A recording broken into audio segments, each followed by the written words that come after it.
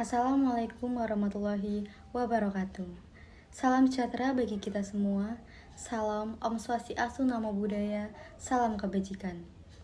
Indonesia merupakan negara yang terkenal dengan keragaman budaya, suku, ras, serta agama. Namun dengan begitu, tidak menjadikan Indonesia menjadi negara yang tidak bertoleran. Hal itu sebagaimana yang tercantum pada Bhinneka Tunggal Ika, yang berarti walaupun berbeda-beda, tetapi tetap satu jua, Indonesia.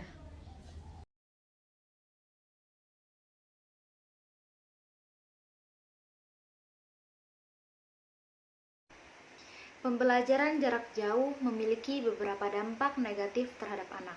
Salah satunya adalah anak bisa menjadi korban kekerasan orang tua yang tidak terdeteksi guru. Kekerasan yang didapat bisa beragam, bisa itu kekerasan psikis, verbal, hingga kekerasan fisik.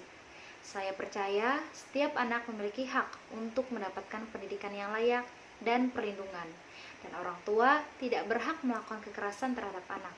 Saya mengerti orang tua merasakan kejenuhan dan stres, tetapi kekerasan bukanlah jalan akhirnya. Menurut pengamatan saya, belajar di rumah sangat tidak efektif bagi para pelajar. Faktanya, banyak dari mereka yang tidak memiliki kondisi rumah yang sama untuk mendukung proses belajar. Banyak dari mereka yang tidak memiliki ruang belajar yang sunyi, senyap, dan nyaman untuk mendukung mereka dalam proses belajar mengajar.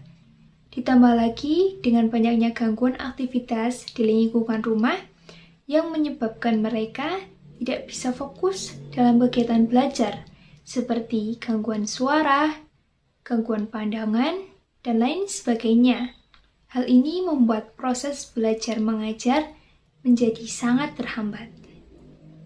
Belajar di rumah juga berdampak pada psikis anak. Anak yang dituntut untuk belajar di rumah sering merasa bosan, tidak semangat belajar, bahkan merasa tertekan.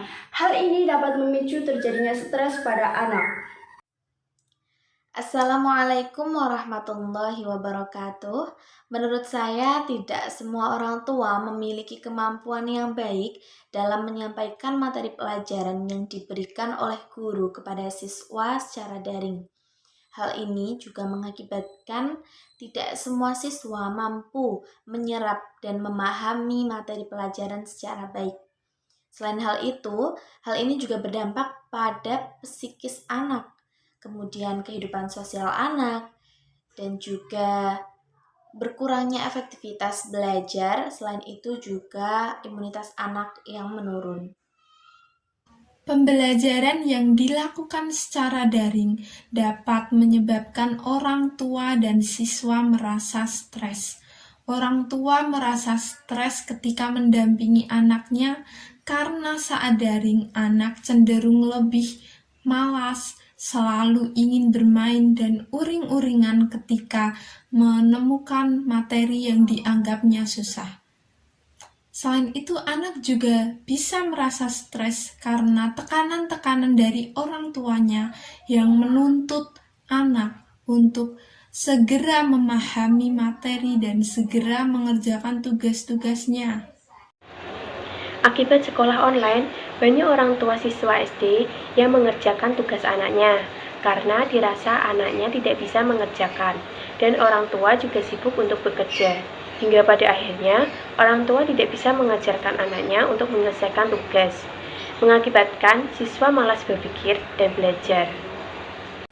Aktivitas belajar daring membuat banyaknya anak didik yang tidak bisa menyerap mata pelajaran dengan baik, dikarenakan belum terbiasa mengikuti pembelajaran daring menggunakan aplikasi-aplikasi yang ada pada gadget. Dengan begitu, kesuksesan PJJ sangat ditentukan oleh dukungan orang tua terhadap anaknya.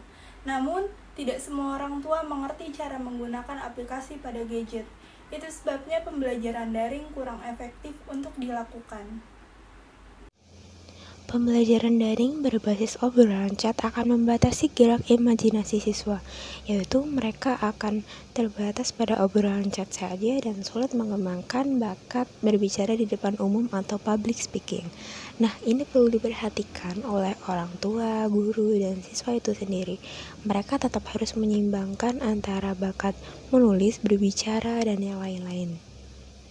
Halo Mai, Esa, namaku Intan. Banyak orang tua yang mengeluh akan biaya sekolah, yaitu sekolah yang berbayar. Namun, orang tua sekalian tetap akan membayar SPP tersebut. Seperti yang kita tahu, tidak sedikit juga guru yang tidak memberikan materi, tetapi hanya langsung memberikan tugas. Orang tua yang kurang komunikatif dalam menyampaikan materi juga mengganggu keefektivitasan dalam belajar. Penyampaian materi yang diberikan oleh orang tua yang kurang komunikatif mengganggu anak untuk berkonsentrasi dalam menerima materi, sehingga materi yang diberikan tidak sampai pada maksudnya. Dengan hal ini, siswa menjadi kesulitan dalam memahami materi dan juga menyerap apa saja yang diberikan pada saat proses belajar. Untuk para nakes, terima kasih karena telah berjuang selama ini dan tetap semangat, pasti kita semua bisa menghadapi pandemi COVID-19 yang masih melanda Indonesia ini. Kami ucapkan terima kasih kepada seluruh tenaga kesehatan Republik Indonesia yang telah bersedia berada di garda terdepan menghadapi pandemi COVID-19. Sebuah bangunan tidak akan berdiri kokoh tanpa adanya sebuah fondasi. Begitupun Indonesia saat ini tidak akan berdiri kuat tanpa adanya tenaga medis yang hebat, yang berjuang di garda terdepan untuk membantu memulihkan Indonesia. Untuk seluruh tenaga medis, teruslah semangat. Walau keadaan saat ini mungkin tidaklah mudah, kalian mungkin lelah, tapi kalian tetap tabah dan dengan hati yang tulus membantu seluruh masyarakat Indonesia. Untuk para tenaga medis, tetap semangat dan sukses selalu. Untuk para tenaga kesehatan, kalian hebat. Tetap berjuang and do not give up. Semangat.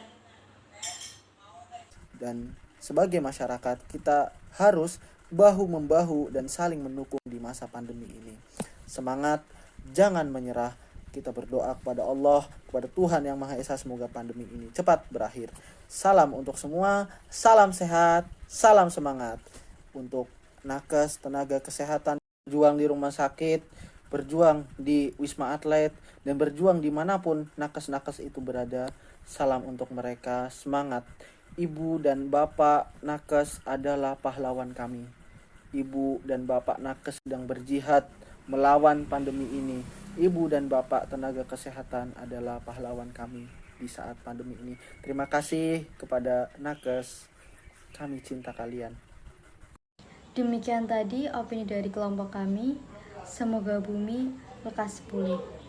Sejuta terima kasih kami ucapkan kepada seluruh tenaga kesehatan yang berada di Indonesia karena telah siap sedia menjadi garda terdepan untuk memerangi wabah COVID-19 ini, serta menempatkan diri orang lain di atas diri sendiri.